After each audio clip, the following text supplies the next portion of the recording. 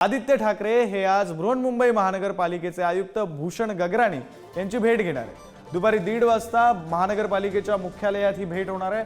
तर वरळी मतदारसंघातील विविध प्रश्नांसंदर्भात आदित्य ठाकरे हे आयुक्तांशी चर्चा करणार आहेत। यासोबतच कोस्टल रोडवरील होर्डिंग संदर्भात देखील चर्चा करणार आहेत।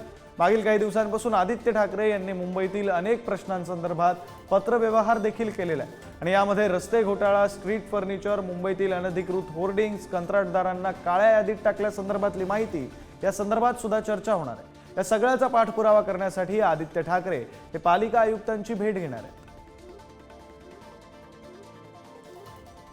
प्रतिनिधी चेतन सावंत सध्या आपल्यासोबत फोन लाईनवरून जोडले गेलेत। अधिकची माहिती त्यांच्याकडून घेऊया।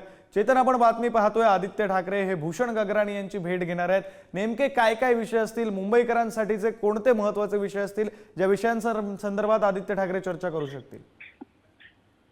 नक्कीच विक्रांत, आपण पाहिलं असेल तर गेल्या काही दिवसांपासून महानगरपालिकेत होणारे घोटाळे हे आदित्य ठाकरे वारंवार पत्रकार परिषदेत बाहेर काढत होते आणि याच भ्रष्टाचाराच्या विरोधात त्यांनी जी मोहीम सुरू केली आहे ती अद्याप थांबलेली नाही आहे। रोज नवनवीन घोटाळे ते बाहेर काढताना आपण पाहिलं आहे। या संदर्भात पाठपुरावा करण्यासाठी आज आदित्य ठाकरे हे पालिका आयुक्त गगराणी यांना भेट घेण्यासाठी दुपारी 1:30 वाजता BMC मध्ये जाणार आहेत। त्यासोबतच वरलीतील जे काही प्रश्न आहेत जे अद्यापही त्यांची कामं झाली नाही आहेत, वारंवार पाठपुरावा करून देखील पालिकेकडून त्या कामांची दखल घेतली गेली नाही, अशा कामांसंदर्भात देखील ते चर्चा करणार आहेत।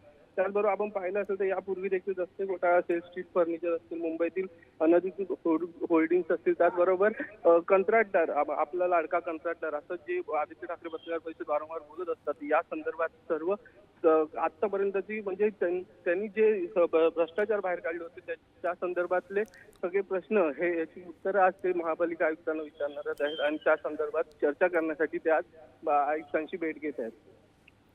निश्चित चेतन, धन्यवाद दिलेल्या या सगळ्या सविस्तर माहितीसाठी। या भेटीमध्ये नेमकी काय चर्चा होते, त्या चर्चेतून नेमकं काय निष्पन्न होतं हे सगळं पाहणं महत्त्वाचं असणार आहे।